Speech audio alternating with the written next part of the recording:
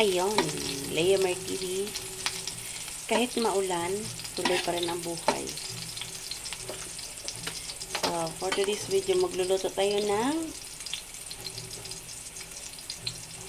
mackerel na mayroong sotanghon. See? Mackerel soup.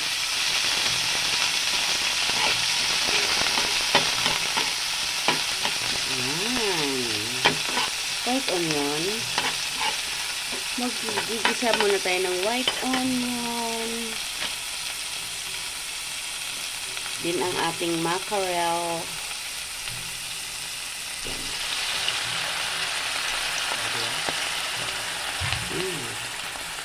Dalawa talaga.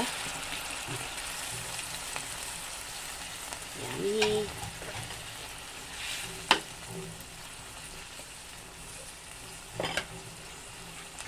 Lalagay tayo ng patis, pampalasa.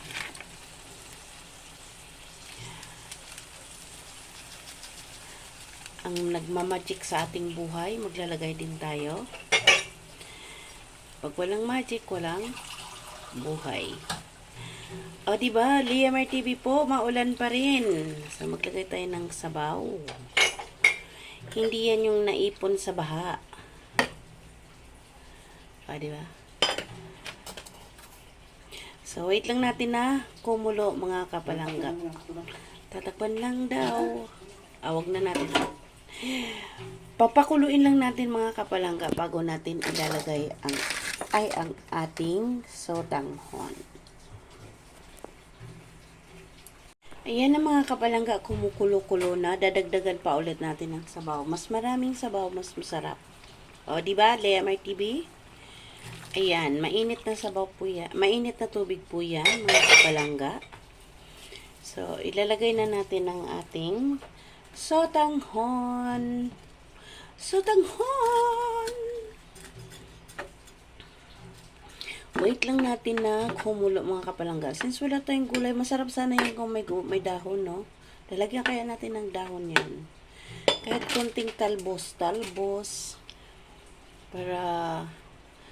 Kasi month of nutrition month ngayon. So, kailangan natin ng mga masusustansyang pagkain. Tikman. At kanyang sabaw. Yan. Kunting asin. Kapalangga.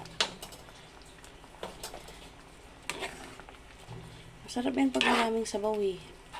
Tapos may dahon ng talbos. Wala na ba tayong talbos dyan? So, papakuluin lang natin yan, mga kapalangga, para, diba, easy cook lang, mga kapalangga. Naulan kasi mahirap lumabas, kaya makailangan tips, mga kapalangga. Gasgas na tips na to. Pag tag-ulan talaga, pag rainy season na, kailangan natin may mga stock na mga food, yung mga dilata, mga dry food sa ating storage talaga.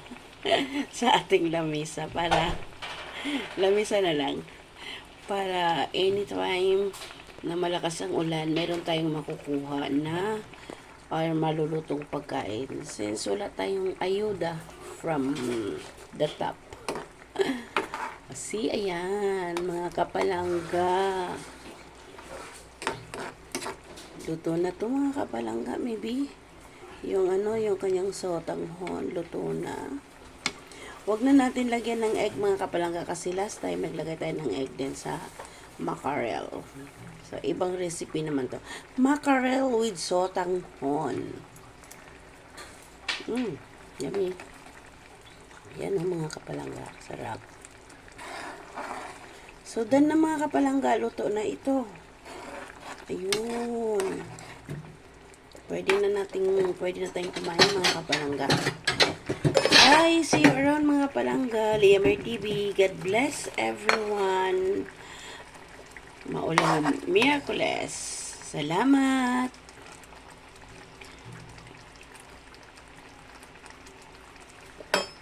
See you around, mga kapalangga.